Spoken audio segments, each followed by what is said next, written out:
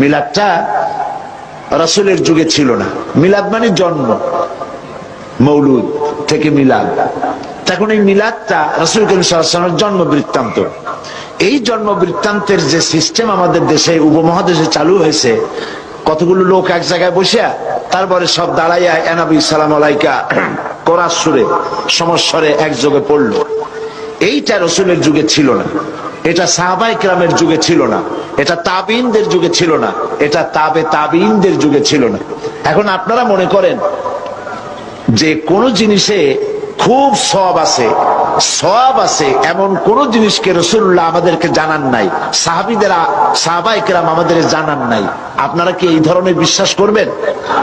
এরকম বিশ্বাস করবেন? যাতে ঈদে মিলাদুন নবী এটা ইসলামের একটা বড় বিদআত। ইসলামের প্রথম 600 বছরে এই শব্দটা আপনারা পাবেন।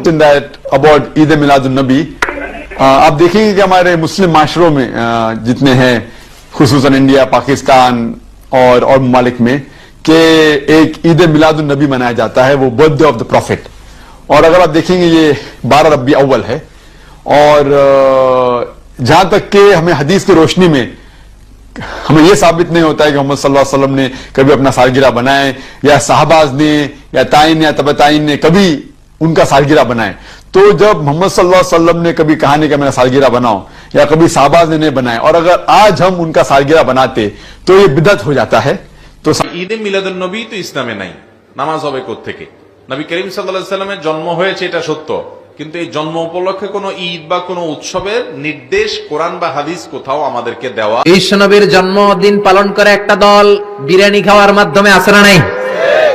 বিশ্বনবীর জন্মদিন সাহাবারা পালন করতেন না, বিশ্বনবী নিজেও পালন করতেন না।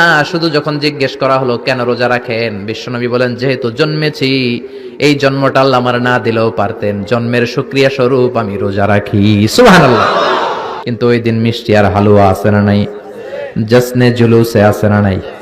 আহা, শুধু মিষ্টি আর জিলাপি, কিন্তু বিশ্বনবী রাখতেন রোজা। আপনি রোজা রাখেন, আপনি না খেয়ে থাকেন, তাহলে বিশ্বনবীর ভালোবাসার প্রমাণ পাওয়া যাবে, ঠিক কি না?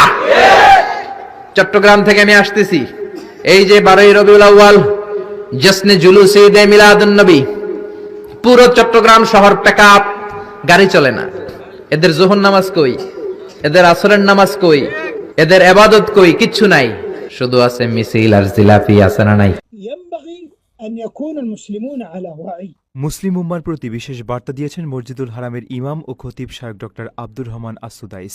মহানবীর সাল্লাল্লাহু আলাইহি ওয়াসাল্লামের জন্মদিন পালনে সাহাবী ও পূর্বসূরি আলেমদের অনুসরণের আহ্বান জানিয়ে তিনি বলেছেন, নবীজি সাল্লাল্লাহু আলাইহি ওয়াসাল্লামের প্রতি ভালোবাসা প্রকাশের প্রকৃত উপায় হল তার সুন্নাহ অনুসরণ করা।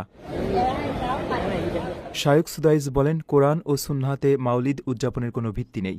মহানবী সাল্লাল্লাহু আলাইহি ওয়াসাল্লাম, তার সাহাবী কিংবা খুলাফায়ে রাশেদিন কেউই তা পালন করেননি। তার ভাষায় এটি একটি বিদআত। বর্তমানে মাউলিদ উপলক্ষে আয়োজিত বিভিন্ন অনুষ্ঠানে নারী পুরুষের অবাধ মেলামেশা, অপচয় ও গান বাজনার মতো বিষয়ও দেখা যায়।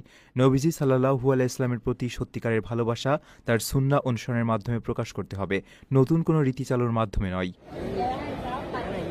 মহানবী সাল্লাল্লাহু আলাইহি ওয়াসাল্লামের একটি হাদিস উদ্ধৃত করে তিনি আরও বলেন, সাবধান, তোমরা নতুন আবিষ্কৃত বিষয়গুলো হতে বেঁচে থাকো, কারণ প্রতিটি নতুন আবিষ্কৃত বিষয় বিদআত, আর প্রত্যেক বিদআত গোমরাহি, আর প্রত্যেক গোমরাহির গন্তব্য জাহান্নাম। বক্তব্যের শেষ দিকে মুসলমানদের উদ্দেশ্যে সরাসরি বার্তা দেন আস-সুদাইস। তিনি বলেন, তোমাদের নিজেদের ব্যাপারে আল্লাহকে ভয় করো, এসব বিদআত ও ভ্রষ্টতা পরিত্যাগ করো, তোমাদের নবীর সুন্নাহ দৃঢ়ভাবে আঁকড়ে ধরো।